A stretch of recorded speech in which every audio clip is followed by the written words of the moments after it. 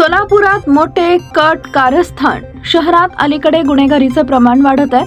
दरम्यान बक्षीसपत्र करतेवेळी नोंदणीच्या दरम्यान बायोमेट्रिकवर अंगुली मुद्रा न देता परस्पर जाऊन कट कारस्थान केल्याप्रकरणी बॉन्ड रायटर यांच्यासह 6 जणांवर सदर बाजार पोलीस ठाण्यात गुन्हा दाखल झालाय. या घटनेची हकीकत अशी की गंगाधर लक्ष्मीपती देवसानी राहणार न्यू पातशा पेठ सोलापूर यांना बॉन्ड रायटर गणेश पेंटा राहणार सिद्धेश्वर पेठ सोलापूर याला हाताशी धरून एकत्र कुटुंबातील मिळकतीचं वाटप करताना 3 बक्षीसपत्रांवर सर्व कुटुंबियांच्या स्वाक्षऱ्या करून हे दस्तर उत्तर कार्यालय क्रमांक 3 इथं नोंदवण्यास दिले.